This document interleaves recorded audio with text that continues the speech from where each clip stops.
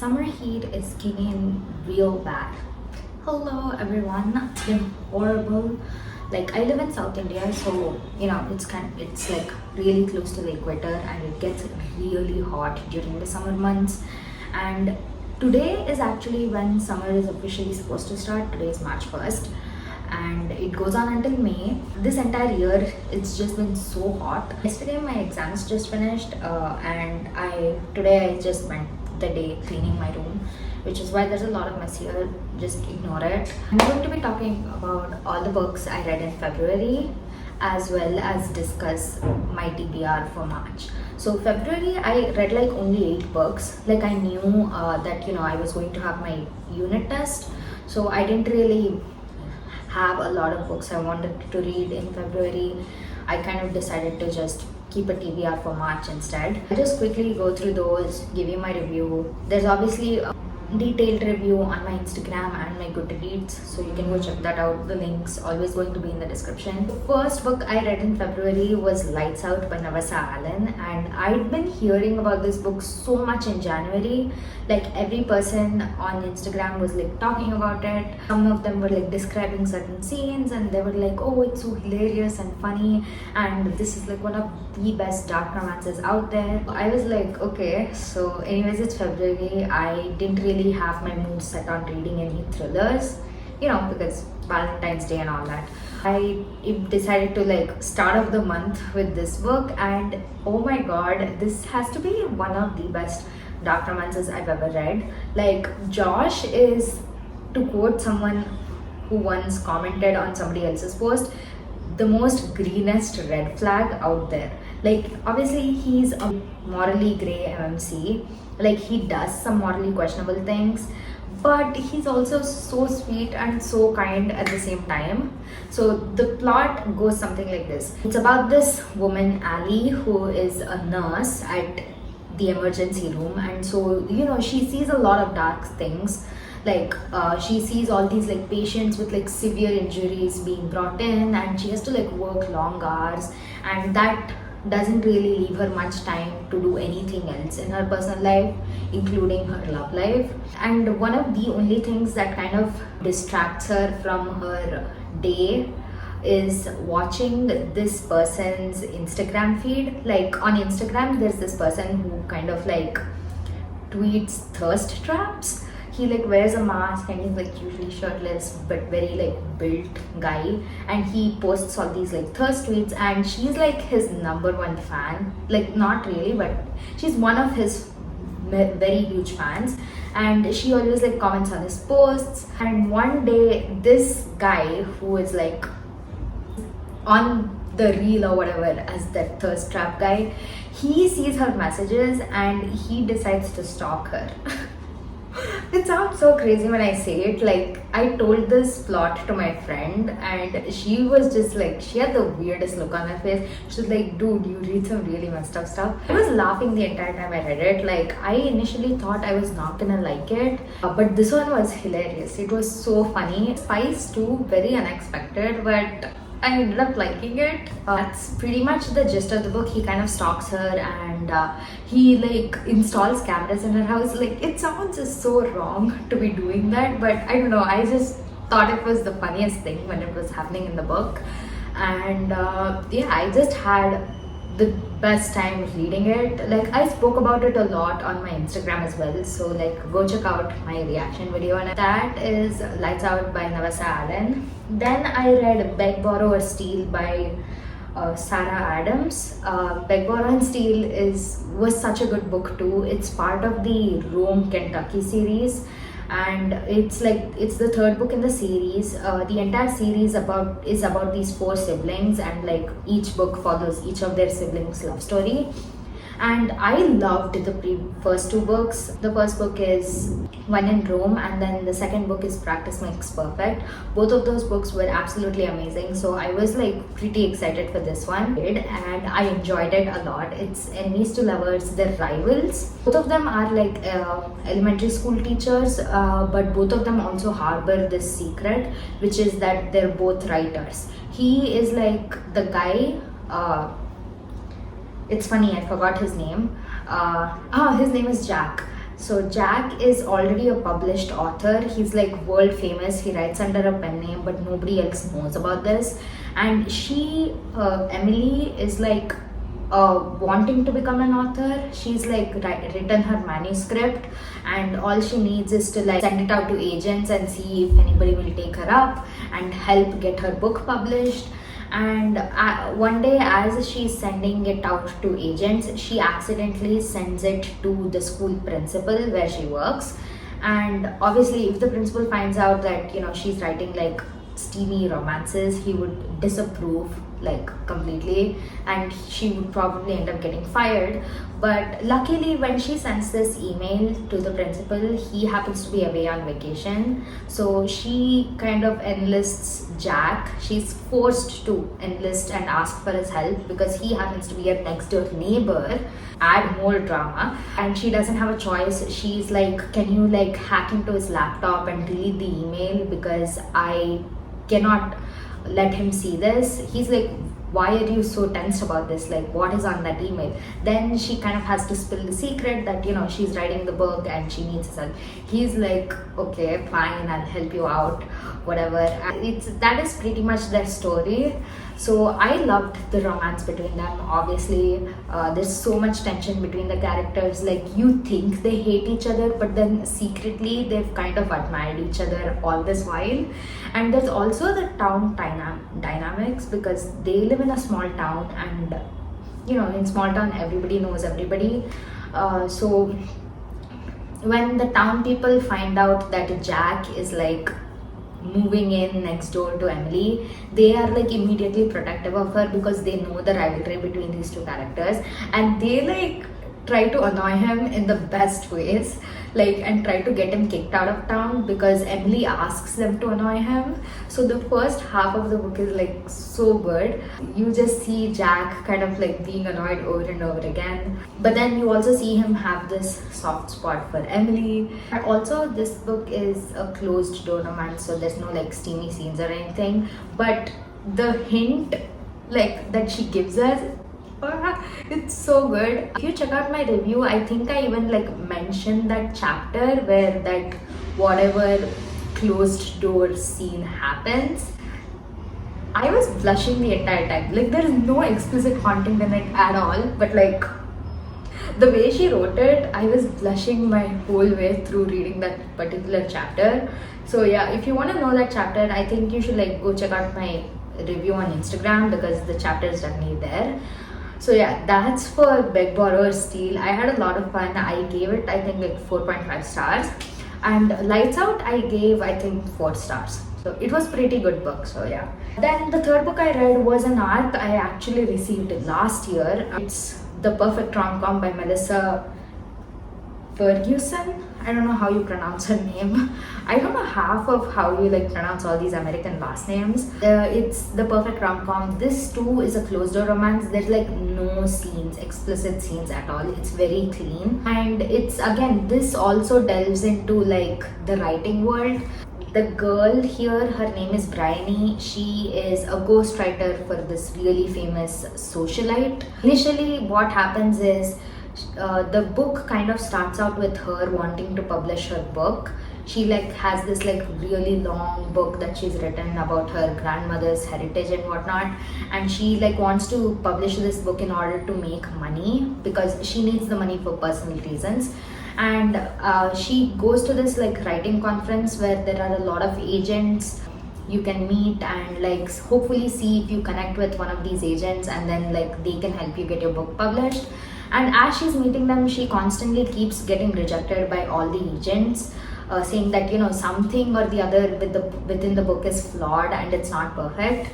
And then finally, the last agent that she meets is the hero of the book, Jack. His name is also Jack, coincidentally. And yeah, she meets with him and she's kind of like, okay, what do I have to lose? Let me just make him sit down with me and let him like listen to me, like listen to what I have to say. She goes ahead, she talks with him, and as they get talking, he's like, okay, like I can help you get your book published if you agree to be a ghostwriter for this woman, like the famous socialite. So she agrees. She's like, okay, I'm going to publish one book, and then that one book turns into 6 books, so you see their friendship span over 2 years.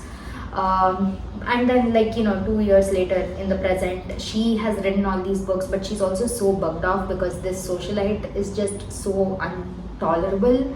She's like the most annoying person ever. Even I thought she was annoying. Like, every time she was in a scene, I just wanted to rip my eyes off. She's like kind of annoyed and she wants to like desperately get out, and after 2 years her book still isn't published, so she's kind of annoyed about that as well. She like desperately needs the money, and Jack kind of keeps telling her that I will get it published, be patient, be patient. But then she's like, okay, when is it going to happen?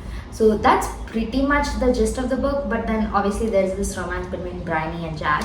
You see, there's like a really good build up. There was like this 2 whole years of friendship. He's so sweet with her, like the way they are around each other. Like, it's a very slow burn romance. Mostly you just see them being friends for most of the chapters until it kind of gets to like halfway through, or like 3/4 of it. Then you kind of see that, okay, maybe Jack is interested in pursuing a romance with Bryony. So yeah, it was just overall a good book. It's also pretty short. I think there's like only 13 or 14 chapters in it. So you can like read it in like 2 days probably, if you spend a good chunk of your time just sitting in one place with the book. That's for the perfect rom-com. Like, I feel like there's just something so fascinating when the characters are part of the literary world. Like, the author is writing about a character who's also an author, who's like writing a book. So like, it's always funny, or not funny I say, but like kind of ironic that also you get to see a lot of how publishing industry works. So that's always like a good insight too. So yeah, that's the perfect rom-com. Then I read this really short novella called Ignite by T. Reese, and I just read it solely for the purpose of increasing my reading count, like the number of books I read. I only wanted to like add it to my reading goal. It wasn't like anything more than that. And also, this was a book that I like bought for free during the Stuff Your Kindle day or something. Like, you get a bunch of books on Amazon for free, so I just happened to buy this one. I read it. I'm not even going to give you a description because it's pretty boring. Like, novellas in general, like, to me, I always find them boring because there's like, it's very limited in terms of number of pages, so you can't really see the build up between the characters, like at least the build up that I expect in a book. So you don't really get to see that. Everything is like just so hurried and like too fast. This book was just solely for the purpose of like adding to my reading count, nothing more. So overall, in terms of the actual book itself, I thought it was pretty boring. Then I was reading Ignite. I actually got the arc for Slapshot by Chelsea Curto. I don't know how you pronounce her last name, but yeah, I got the arc of that book. So I was like, okay, I immediately need to start reading the DC Stars series. And so I started off with the first book, which is Face Off. And in this one, both the main characters are hockey players. So he's a hockey player, he's the captain, in fact, of the team. And she is also a hockey player on the same team. So they're not rivals, thankfully, but yeah, they both play on the same team. Their first impressions of each other are like so bad. Like, obviously, like, they get off on the wrong foot. There's like just so much like tension between them because they have to hang around each other a lot. Like, it was also so good at the same time. There are some really good romantic moments in this book that I enjoyed reading. There's obviously the famous moment that everybody is talking about when it comes to this book, the fact that he wears her jersey to a event, like a team event of some sorts. He wears her jersey, so like her last name is on his back, and I was like giggling the whole time this was happening. It's like, it was just such a good book. There's also a lot of spice. Surprisingly, I didn't expect it to be that spicy, but there is. And yeah, overall, I think it was just a really good book. That's pretty much it. Then I read the second book in that series, which is called Power Play, and this is about the goalie of the team, Liam. and his love interest happens to be the team's reporter, Piper. So this book is like, if you loved Blindside by Candy Steiner, then you're bound to love this book because it's kind of parallel. It's like exactly sort of the same. Like, both of the female characters in these books are into journalism and reporting. So there's like a lot of parallels. So if you like Blindside by Candy Steiner, I think you'll end up loving Power Play by Chelsea Curto. It's pretty much it. There's like a lot of dating lessons or like spicy lessons and all that. I mean, again, there's also a marriage of convenience trope. I don't know how I forgot that. That's like one of the main parts of the story. But yeah, there's a marriage of convenience. They get drunk and get married in Vegas. Classic story. I didn't like it as much as the first one, but it was still pretty good. Then I finally got around to reading the arc that was sent to me, which is Slapshot, which is the one that recently released. And Slapshot was so good. It's a single mom romance, and there's forced proximity. They're like roommates. So this book, his name is Hudson. Wait, his name is Hudson itself, right? Okay, anyways, his name starts with a H. Okay, and he is like looking for a chef, interviewing all these candidates, but no one like seems to like fit. So he kind of like rejects all these candidates until Piper suggests him to like meet the girl. I think her name is Madeline. So Madeline is like a Michelin star chef or something, and she comes in and they immediately hit it off. He's like, okay, you're hired. And then she's like, okay, well, I have a daughter, so like I can't really stay on for hours, and like, I need a place to crash and everything, so like I need to get all that sorted out. So he's like, okay, why don't you just live with me? Like, I have spare rooms in my apartment, so you can totally live here. So that is what they do. She and her daughter move into his apartment and they start living there. And the romance part actually doesn't even start until like more than halfway through the book. There's like just a lot of friendship between them, which I thought was really nice. Like, even despite the forced proximity, they're like pushing all that aside because there's a kid there involved. And so I liked seeing the friendship between them. And it was so good, and the way he bonded with her daughter was adorable, and the found family trope was off the charts. One of the best found family trope representations ever. Like, all the characters are so great. I can't wait to read future books in the series. Like, I'm definitely adding them to my TBR as soon as they appear on Goodreads. And then finally, moving to the last book that I read in February, which is Deep End by Ali Hazelwood. I've been anticipating this book ever since like Ali Hazelwood mentioned that she was going to release this, and this book did not disappoint. I loved it so much. Not as much as like her previous books, but I still loved it nonetheless. So Deep End is a college romance, surprisingly. But again, women in STEM, that's a common trope. So it's the same goes here. The girl Scarlett is a diver, preparing for the Olympics, but she's also studying to become a doctor. She wants to like get into medical school, and so she's like juggling all these things. And then one day her best friend, as well as her teammate, suggests that she and her ex-boyfriend should hook up. So like she's like, what? But then the ex-boyfriend, his name is Lucas, her best friend's ex-boyfriend, and he's like, maybe we could. So yeah, that's pretty much it. Like, it's not a lot. There's like no high stakes or anything. It's not like angsty. It's not very angsty, like Not in Love. And it's not like, there's no like high stakes or anything like in The Bride.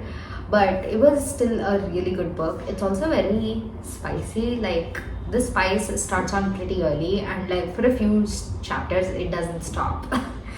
So yeah, that was pretty unexpected, but like I like this book a lot. And speaking of Bride, Ali Hazelwood just announced that she's releasing the next book in that series, which is called Mate, and I'm so excited for it. I can't wait to buy the paperback when it comes out in October, I think. Yeah, I think it's coming out on October 7th. Yes, I can't wait to buy the paperback of that book. I'm so excited. That's for all the books I read in February, and now let's get to the second part of the video, which is discussing my TBR for March. In March, I have a few video ideas like planned, like stuff that I want to film. And so based on that, I'm not gonna tell you what those videos are, obviously, maintain a little surprise, a little secrecy, suspense.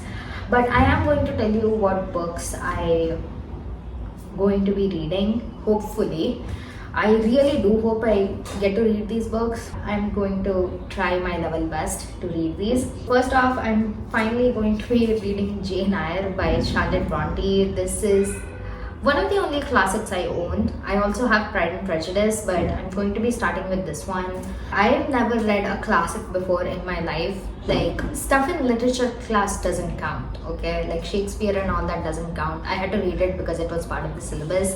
This isn't, but I'm choosing to read this. Hopefully the English isn't too difficult and that like I can understand whatever is happening in the book. The text is so small. Like, look at this. It's so small. It's literally like a textbook. I can't wait to read this. I really do hope I get around to reading this book this month. Then I'm also going to be I'm also going to be reading Gone Girl by Gillian Flynn. Both these books have been on my bookshelf for quite some time now, like a really long time. And hopefully I read this book as well. It's so fat. Like, both these books are like incredibly thick. I'm going to read this book as well. Surprisingly, I haven't seen the film. My parents have. So I'm going to read this book. If I enjoy it, maybe I'll watch the film. A little summertime mystery. I'm going to be reading these two books, and finally, I'm doing it. I'm taking the plunge. I'm finally going to read Romantasy, starting off with the Cruel Prince trilogy. I'm going to start it this coming week. I'm nervous. All these three books have been on my bookshelf for more than a year now, and I really do hope that I can enjoy Romantasy and actually understand what it is about this genre that people are so obsessed about. I've read Percy Jackson and all that. That is Romantasy, right? It's contemporary, set in the contemporary world, but it also involves Greek mythology and all that. So I feel like if I can read that and enjoy it, then I should be able to read these two. I'm going to be reading this, very exciting. I have no idea what the plot is about. I never bothered reading the blurb. I just heard a lot of people raving about this on Instagram and YouTube, and I was like, okay, maybe I should try reading them out. I have these paperbacks. I still have a few more books, don't worry. Okay, there's also this, The Psychology of Money. I started reading this earlier in January, and I'm yet to finish it. I've only read halfway through. I have still this much to complete, but I will. I just don't know when. When the mood strikes, I'll probably pick it up. It's a non-fiction book, by the way. It talks about investing money and all that, and how to get rich. I don't know. It's mostly about that, how to invest money, save money, all that. And let's talk about the books that I don't have the paperbacks of yet. I am going to buy these books soon. I'm going to be reading The Way I Used to Be by Amber Smith. I've heard that it's not necessarily a romance. There is a romantic subplot, but it's not one. So yeah, I'm going to be reading The Way I Used to Be. Then I will also be reading the Letters of Enchantment to it right after this trilogy, I guess. So in that there is The Divine Rivals, and then there's The Ruthless Vows. So I will be reading those two books. Then I'm also going to be reading The Clockwork Angel by Cassandra Clare, because I have the audiobook of it. So I'll try my hand at listening to an audiobook this month. Hopefully it goes well. The only times I've ever listened to an audiobook is while actually reading a physical copy or on Kindle. So I would listen to the audio and read the copy at the same time. So this time I don't have the book, so I'm just going to have to rely on the audio to understand the plot. So hopefully that goes well. So I'm going to try that. Then I'm also going to read the Part of Your World series by Abby Jimenez. It's been a long time since I touched one of her books. Like the last time I read her book was like just the previous book before Part of Your World, which was Life's Too Short, and I read Life's Too Short way back in 2021. So like that was a long time ago, and we are in 25 now. So I decided it's finally time to get back into her books. Also because like people have been talking so much about her books. People were like loving Just for the Summer. So I'm going to be reading the entire Part of Your World series. So in this there is Part of Your World, there's also Yours Truly, and then obviously the very famous Just for the Summer. So I'm going to be reading these 3 books as well. That's pretty much it. That's all I have planned so far for this month. These all books that I'm going to be reading, I'm going to be making videos about them. I'm not going to tell you what type of videos. You can obviously guess in the comments if you want to. That's my TBR for this month. There's hardly any, like besides the Part of Your World series, like there's hardly any proper contemporary romance. Like contemporary romance is my comfort zone, and like this month I'm really deciding to step out of it. That's pretty much it. I just needed to make this because it's been a while since I've uploaded videos. Thank you guys so much for watching. See you guys in my next video very soon. In fact, I'm going to like start it right away so that none of you guys have to wait for it. Bye.